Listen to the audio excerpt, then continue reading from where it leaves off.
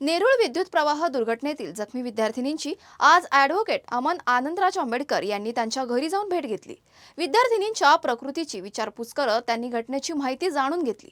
यानंतर त्यांनी नवी मुंबई महानगरपालिका आयुक्त कैलास शिंदे यांची भेट घेऊन संबंधित कंत्राटदारावर कारवाई करून त्याला काळ्या यादीत टाकण्याची मागणी केली आहे।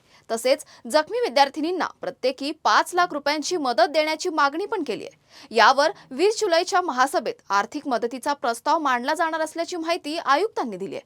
पीडित विद्यार्थिनींना न्याय मिळावा आणि दोषींवर कठोर कारवाई व्हावी अशी मागणी अमन आंबेडकर यांनी केली आहे। आणि या संपूर्ण प्रकरणावर ॲडव्होकेट अमन आनंदराज आंबेडकर यांच्याशी बातचीत केली आहे। आमचे प्रतिनिधी विशाल टोनगे यांनी पाहूयात। या परिसरामध्ये एक विद्युत प्रवाहामध्ये जे 2 मुली ज्या दुर्घटनेमध्ये बेशुद्ध पडल्या होत्या, त्यांचं जवळपास 9 ते 10 दिवस त्यांचं जे फोर्टिस हॉस्पिटल आहे त्या ठिकाणी त्यांचा इलाज सुरू होतं। त्या मुलींना भेटण्यासाठी खास या ठिकाणी नेरूळमध्ये अमन आंबेडकर या ठिकाणी आलेला आहेत, त्यांच्या भेटीसाठी त्यांच्या घरी आलेले आहेत। काय सांगणार आहात? जे घटना घडलेला आहे अतिशय दुर्दैवी आहे आणि या ठिकाणी तुम्ही त्यांना भेटण्यासाठी आलेला आहात आणि महानगरपालिकेमध्ये सुद्धा जे रिपब्लिकन सेनेच्या वतीने एक निवेदनसुद्धा देण्यात आलेलं आहे। काय सांगणार आहात सर? सर्वांना क्रांतिकारी जय भीम।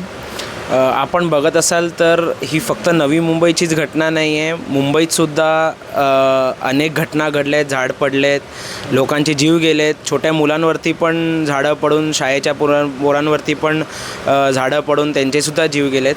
तर दरवर्षीप्रमाणे हा महानगरपालिकेचा जो बोगस कारभार असतो, ज्यांना आपण असं बोलू शकतो की या लोकांना फक्त सत्ताची पर्वा आहे, लोकांची पर्वा नाही आहे, हे दरवर्षीप्रमाणे आपल्याला सर्वांना दिसत असतं।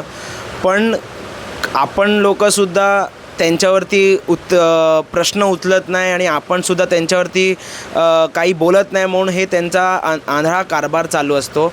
यावर्षी या 2 मुली असतील किंवा अनेक जे शाळेची मुलं असतील, मुंबईत असतील, नवी मुंबईत असतील, वेगवेगळ्या महानगरपालिकेत ज्यांनी जीव गमावले, हे खरं म्हणजे दोष आपण आपल्या स्वतःला द्यायला पाहिजे। कारण की आपण जेव्हा प्रश्न विचारायला पाहिजे तेव्हा आपण विचारत नाही, आपण लोक डोळे बंद करून त्यांना निवडून देतो की आपली अपेक्षा असतील, आपल्या काय असतील, हे सगळ्या बाजूला ठेवून आपण त्यांना निवडून देतो।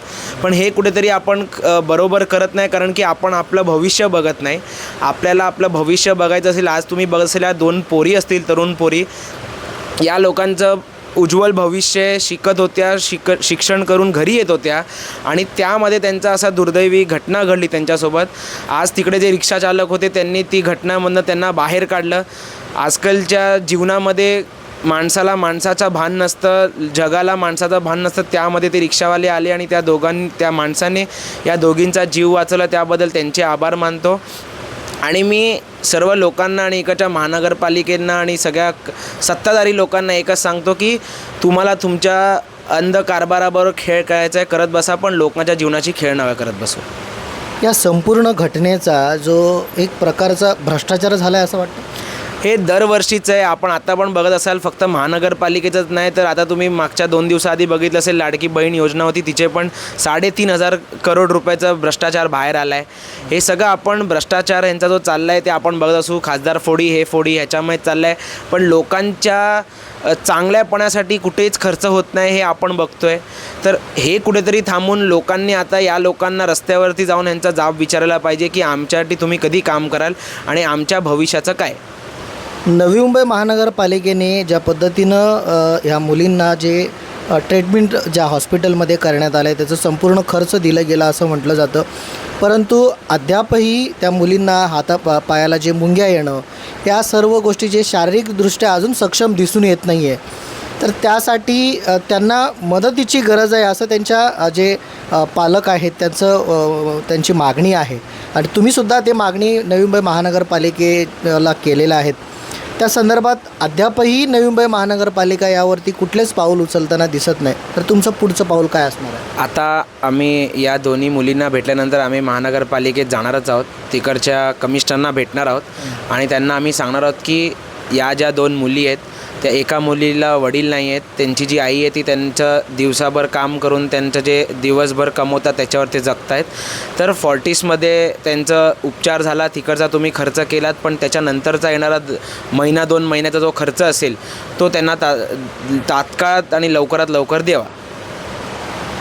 नक्कीच पाहू शकता की अशा पद्धतीनं एकंदरीत ह्या ज्या 2 मुली आहेत त्यांच्या घरी या ठिकाणी अमन आंबेडकर या ठिकाणी भेट देण्यासाठी आलेला आहेत आणि एकंदरीत जे नवी मुंबईचे आयुक्त आहेत कैलास शिंदे यांच्याशी सुद्धा त्यांचं भेट होणार आहे.